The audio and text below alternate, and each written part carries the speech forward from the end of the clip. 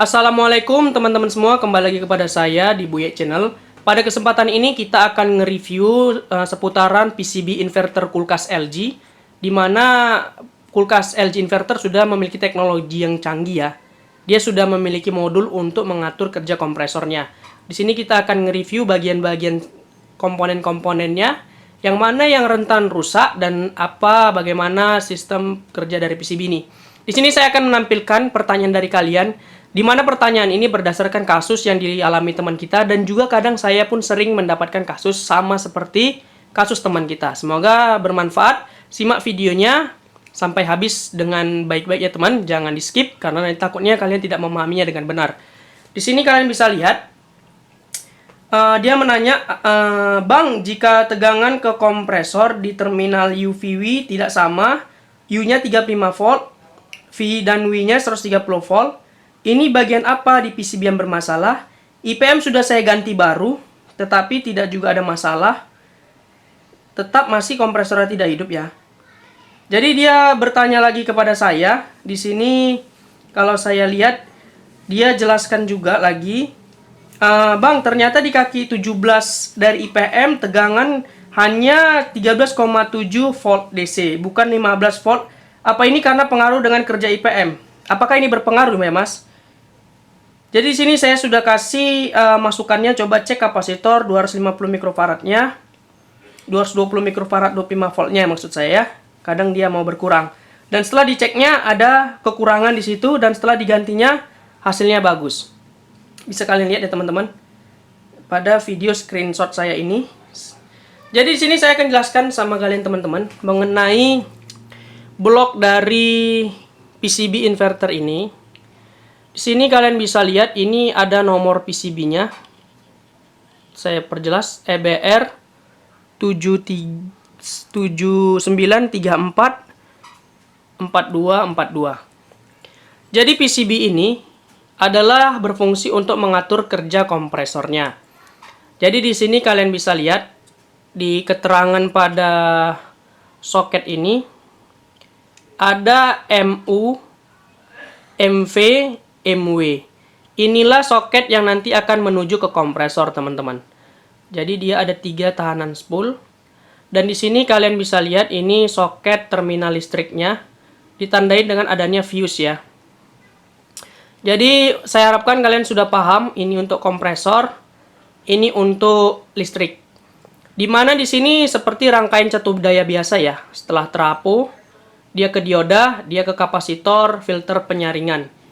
Jadi setelah itu, kalian juga harus paham juga, di sini itu dia ada soket OLP, dimana ini adalah OLP kompresor. Maksud saya bukan OLP kompresor, dia OLP listrik tapi terletak di kompresor.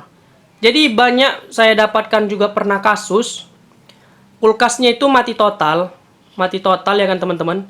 Ternyata setelah saya cek, saya ganti PCB-nya enggak juga. Ternyata mati total disebabkan fuse-nya ini dia putus.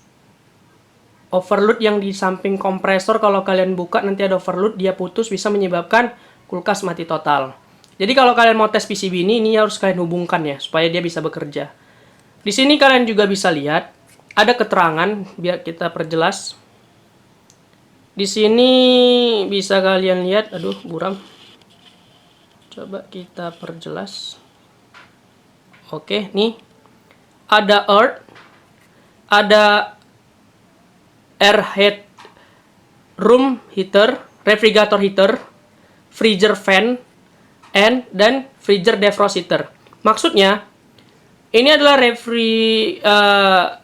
refrigerator heater, ruangan pemanas, freezer fan, kipas pada ruangan freezer, netral adalah pembumian netralnya, freezer defrost adalah sistem pemanas pada freezernya teman-teman. Biasa di sini dia kabelnya orange ingat saya ya.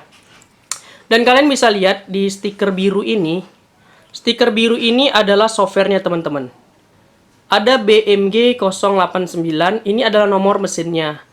Jadi kalau kalian mau tahu ini PCB-nya digunakan untuk mesin apa, lihat di stiker ininya ya. Dia sudah di software di IC memorinya ini, dia udah di software untuk bekerja di mesin 089. Di sini dia di save ya teman-teman. Di sini di keterangan relay inilah dia nanti konektornya apabila dia melakukan pemanas, dia melakukan kerja kompresor, semuanya di sini ya, di heater konektornya. Jadi apabila dia nanti terkena tegangan, maka dia akan kontak. Biasa tegangan ini 12 volt ya. Dan di sini di pin ini kalian bisa lihat juga. Coba saya perjelas lagi. Oke, perjelas. Cukup sulit memfokuskan ya nih teman-teman. Bisa kalian lihat ada keterangan-keterangan untuk banyak sih. Ada refrigerator, pintu, sensor, display, dan lain-lain. Tinggal bisa kalian baca aja masing-masing. Jadi begini sistemnya teman-teman.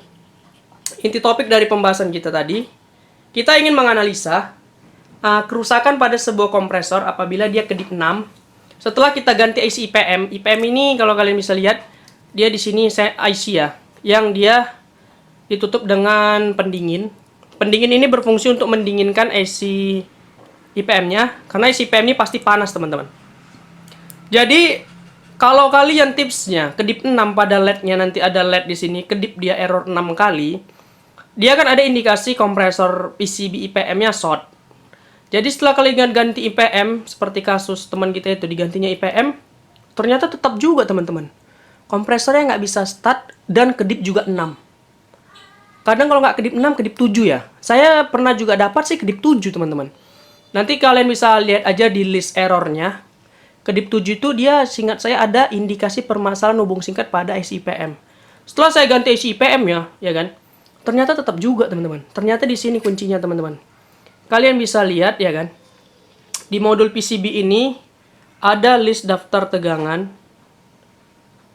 Di sini ada tegangan 15 volt. Di sini ada list tegangan, ada 5 volt juga seingat saya ini teman-teman. Coba kita cek dulu ya. Ini 15-nya udah ketemu. 5 voltnya ini teman-teman. Oh, bentar ya. Ini 5 voltnya. Bisa kalian lihat ya. Saya perjelas. Oke, bentar. Sulit sekali. Ini. Ini 5 voltnya bisa dilihat. Kita balik aja gini biar lebih jelas. Ini 5 voltnya. Dan ini 15 voltnya. Oh, ini 5 volt. Ini 5 volt. Dan ini 15 voltnya. Bisa lihat nih, ini 15, ini 5 volt. Jadi kalian harus ukur tegangan ini teman-teman. Ini adalah tegangan untuk kerja IC IPM-nya. Jadi kalau tegangannya ini ada gangguan, ada drop tegangan, dia tidak 15, ini 35, tidak 5 volt, dapat mempengaruhi IC IPM-nya ini tidak bekerja. Biasa dia ada kapasitor nih teman-teman. Ada kapasitor yang dia berfungsi sebagai suplai tegangan ke IC IPM-nya. Baik ini. Jadi kalian harus cek nih intinya. Karena berbeda tipe model kan berbeda sistem kapasitornya ya. Kayak kasus kemarin teman kita tuh dia 250 mikrofarad, 220 mikrofarad. Di sini dia kalau bisa kalian lihat dia 3300 mikrofarad teman-teman. Jadi dia yang ini kalau kita zoom lagi, ntar kita zoom coba ya, nggak nampak. Ini dia 100 mikrofarad teman-teman, 16 volt. Jadi berbeda tipe, berbeda juga nilai kapasitornya. Tapi yang pastinya kalian harus bisa memahami sistem kerjanya. Dimana kalau dia block power ditandain dengan garis putih ya. Garis putih ini menandakan block power. Jadi bagian ini dia primer, ini dia bagian sekundernya. Jadi IPM ini udah termasuk dia rangkaian primer masih teman-teman. Dia dikontrol sama tegangan 220 volt. Di sininya 220, tapi dia tegangannya bervariasi ya, tidak 220 seperti kerja kompresor konvensional. Dia apabila nanti suhu termostat di sini sudah menginformasikan suhu sudah dingin, maka secara otomatis tegangan pada IPM ini akan turun sesuai dengan perubahan suhu teman-teman. Jadi kalau misalnya IPM ini dia sebagai kontrol ya. Bedanya kalau untuk yang konvensional dia tidak dikontrol 220 aja gitu kan. Kok ini enggak, dia inverter inilah yang menghematkan teman-teman. Ini trafonya bisa dilihat Di sini softwarenya ya. Jadi kalau kalian misalnya ada trouble kayak tadi ada error di IPM, tetapi kalian ganti IC-nya tidak juga, coba kalian cek kapasitor-kapasitornya, tegangannya, entah pun supply dari trafo switching ini nggak masuk, ya kan? Sebenarnya cukup simple untuk memahami produk ini, karena apabila kalian pun mengganti IC IPM, biasanya dia tidak perlu di software ya. Ganti aja kalau memang IC-nya cocok, bisa bekerja, original, dia akan bekerja secara normal. Tapi kalau IC-nya tidak cocok, tidak originalnya, terkadang ada tiruannya, ya bisa sama aja tidak bagus. Jadi di sini kalian bisa lihat ini IC memorinya ya teman-teman. Inilah dia sebagai programnya. Jadi teman-teman, mungkin itu saja yang dapat saya sampaikan. Lebih dan kurangnya saya minta maaf. Video ini saya angkat berdasarkan kasus saya juga pernah di lapangan. Kebetulan saya belum ada buat video tutorialnya, tapi next apabila saya mendapatkan kasusnya, saya akan coba buat video tutorialnya.